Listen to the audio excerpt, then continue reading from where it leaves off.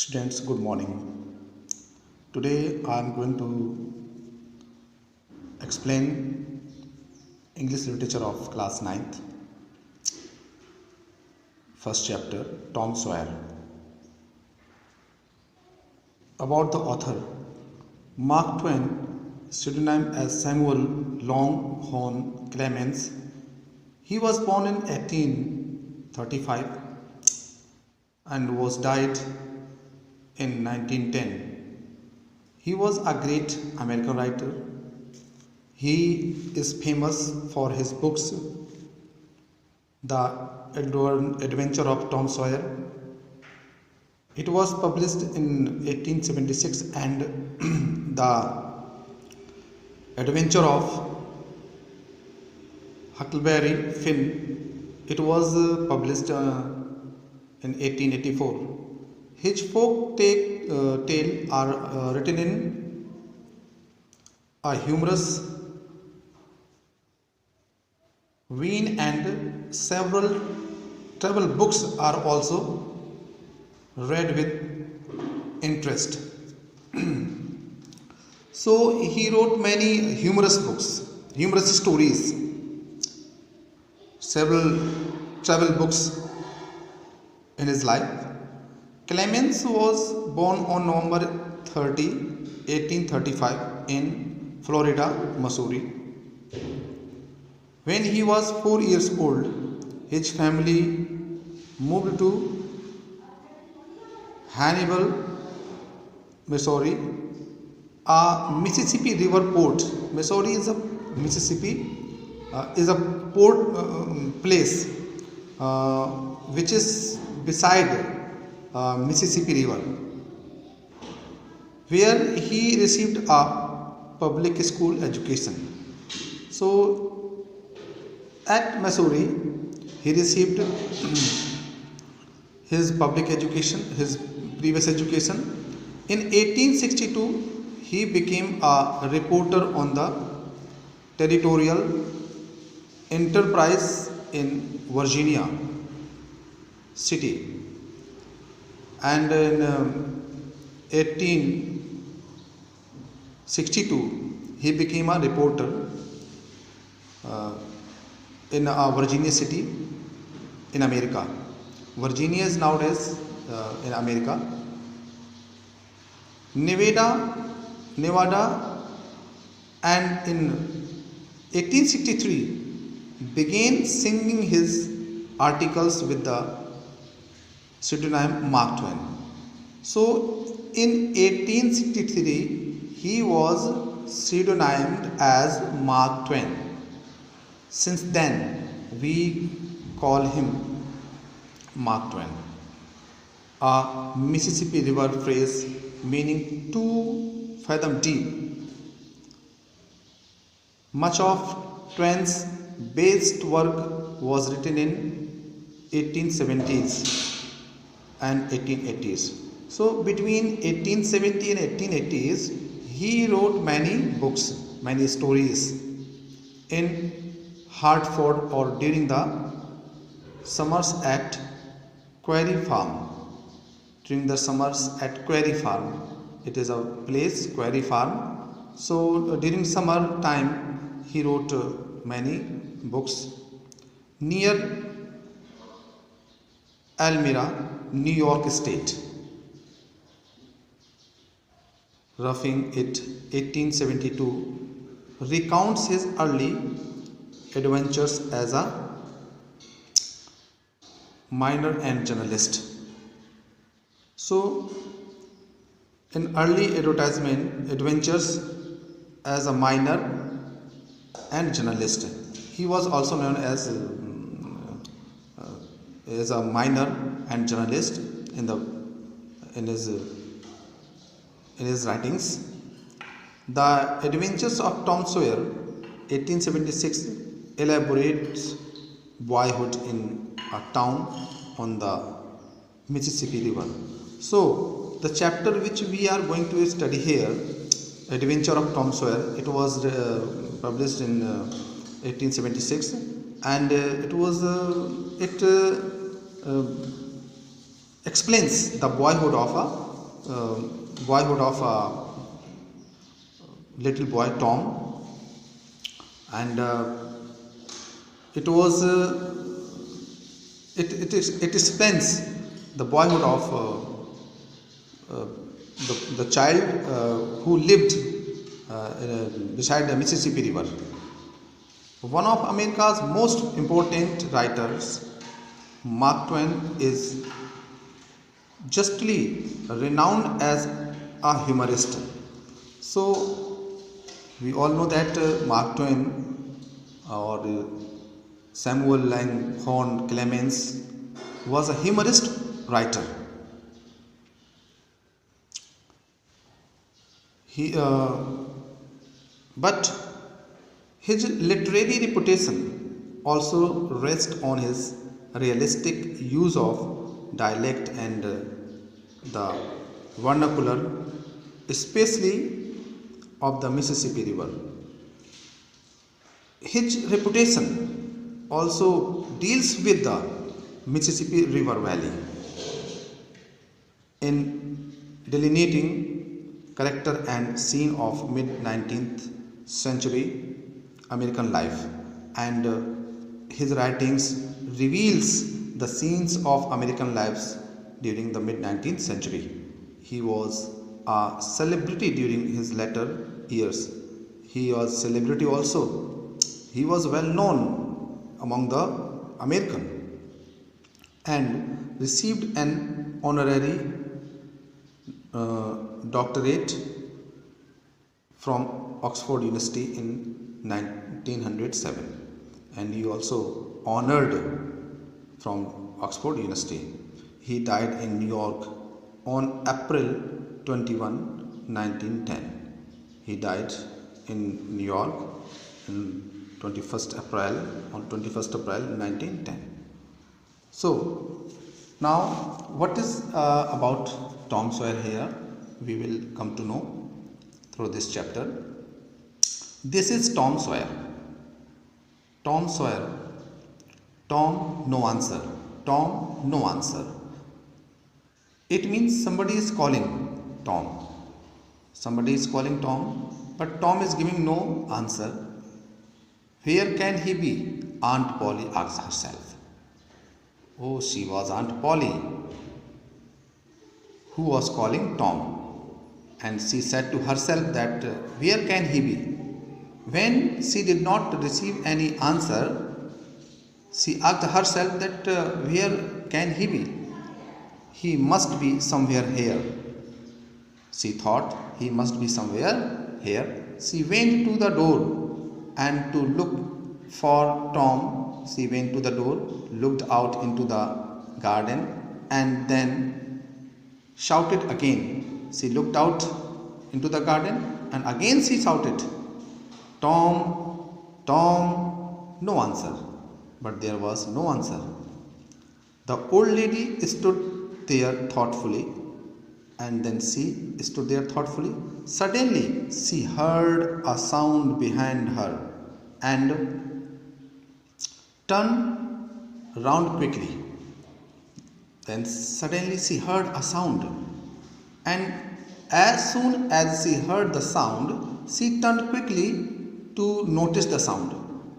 There was Tom near the cupboard door. There was jam all over his mouth. She saw that Tom was near the cupboard and there was jam around his mouth. What have you been doing? Aunt Polly asked angrily. Then Aunt Polly asked angrily what he was doing there. When Tom did not answer, she went on. When she asked the question, Tom did not give any answer. So he went on. He continued, you have been stealing the gem again. Don't tell me what you have not. That you have not. Haven't you She asked that, "So you have been stealing the gem again. And now don't tell me that you were not doing that deed. Means you are not stealing the gem. Haven't you?" She asked that, "Haven't you stealing? I told you 100 times to keep away from that cupboard." She also said that she told her many times to be away from the cupboard, and angrily she asked herself, "Where is my stick?" Aunt Polly took her stick and raised it high, and in order to punish Tom, she raised a stick high up in her hand, and she moved to beat Tom. She was about to strike Tom hard, but and she was about to strike Tom hard with her stick, but Tom befooled her. He tried to befool her, and he said, "Look behind you, auntie." Tom shouted loudly, "Look behind you, auntie." Aunt Polly looked behind her. This was Tom's chance. When Tom said Aunt Polly to look behind her, and as soon as Aunt Polly looked behind her, Tom got chance and he ran away from there. He ran away from there. He climbed over the fence. Soon he was far away. And climbing over the fence, he ran far away from Aunt Polly. Aunt Polly was angry, but she had to laugh. He is a bad boy, she said to herself. Aunt Polly said to herself that Tom was a bad boy. She punished him, but she loved him.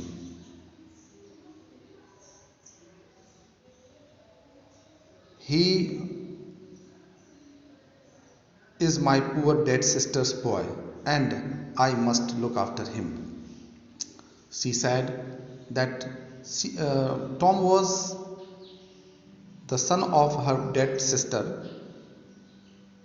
and she had to look after her, and if he makes any mistake, any naughtiness, she would have to excuse him. I do not like to hit him, but I have to.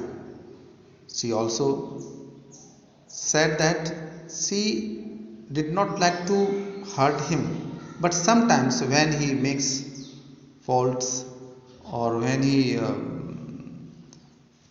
makes some nuisance, she had to punish him. If I do not punish him, he will grow up lazy and wicked. And she said that she had to punish Tom, because if she would not punish him, he would grow lazy and wicked. Yes, I must be strict. Aunt Polly sighed, and Aunt Polly took a sigh of relief and realized that she had to be strict sometimes towards him. I will have to punish him for stealing the gem.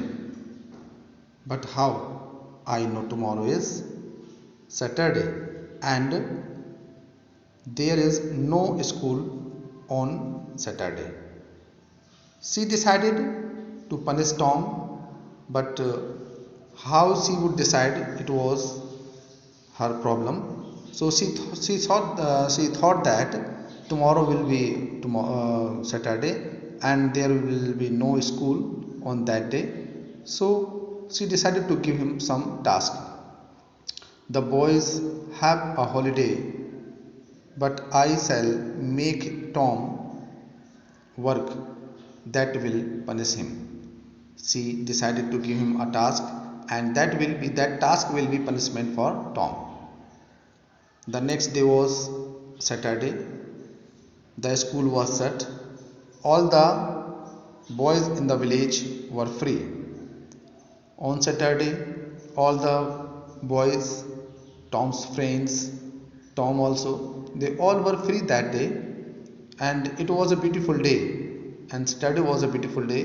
The sun was shining, and the birds were singing. Here, the writer describes a natural beauty, that on Saturday the sun was shining. It was a nice day that day.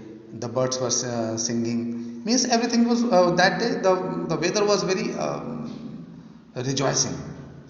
So she decided to punish Tom on that day. The trees and flowers looked so fresh and lovely. Means everything was very pleasant. Tom, of course, wanted to go for swimming, and it being a very nice day, a very beautiful day, Tom had already planned to do some other work like swimming. He wanted to go with the friends for swim.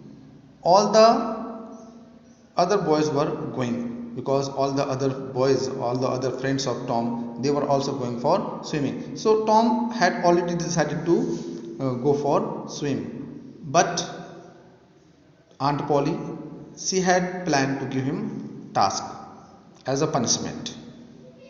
Tom came sadly out of the house. In one hand he held a long brush. Tom came sadly out of the house. In one of the hand he held a long brush.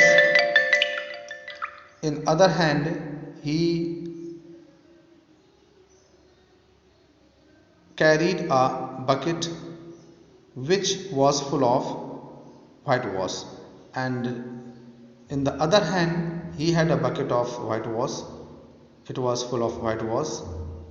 His aunt was making him whitewash the fence. So this was the punishment for Tom, that Aunt Polly gave him task to whitewash the fence.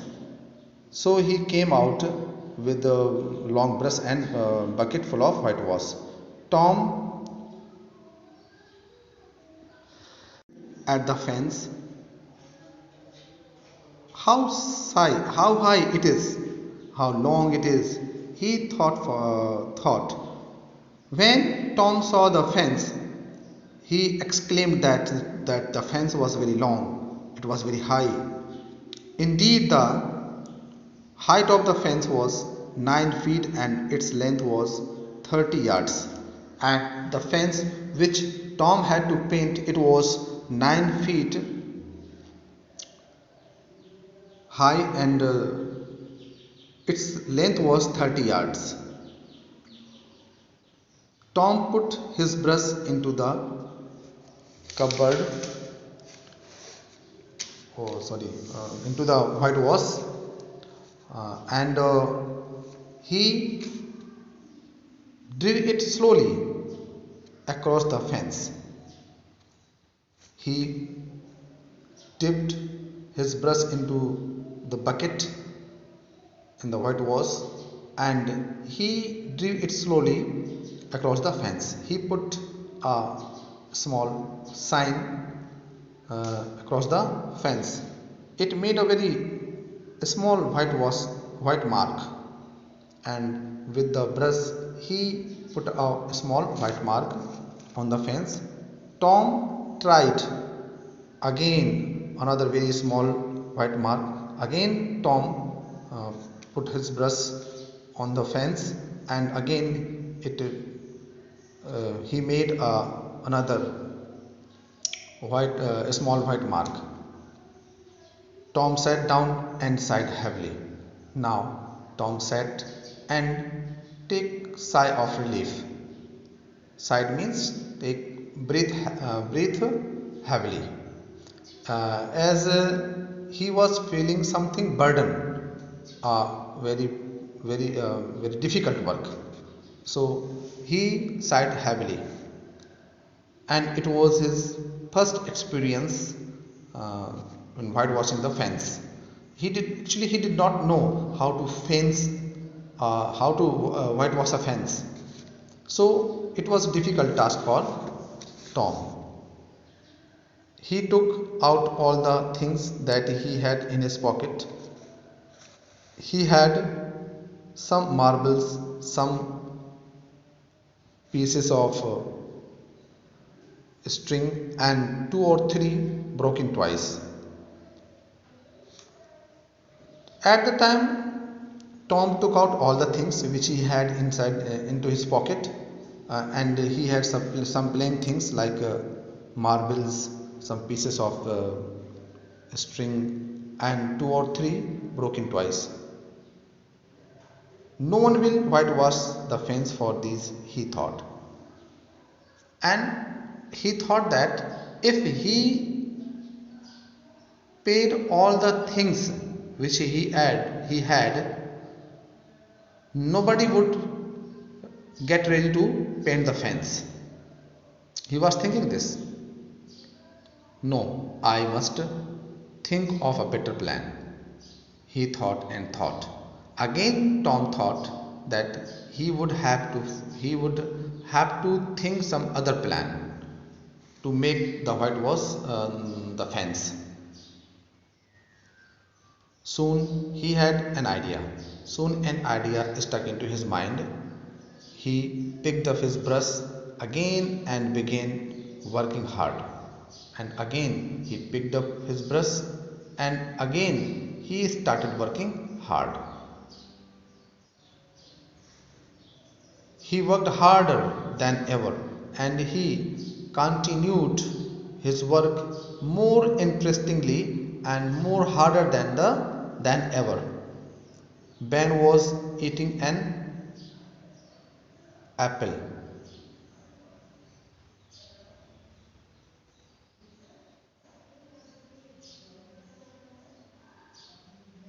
Ben Roger was coming down the street.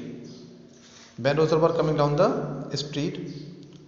Tom pretended not to see him. Ben Roger was coming down the street, and when Tom saw him, he pretended to not to see him. He worked harder than ever, and he continued working more harder than before. Ben was eating an apple. He looked as very happy, and at the time Ben was very happy. He was eating an apple. He was pretending that he was a big ship. He was pretending that he was a big ship, and Ben was pretending that he was a big ship, a very important person, a very important man, and he was rolling the one, and he was proving like a man to be a very important person. He was giving order in a loud voice, and the ship was obeying them. And Ben was behaving as if he is the captain of the ship, and he is giving order to the persons, and they are obeying other persons are obeying his order. In this way, Ben was pretending himself to be.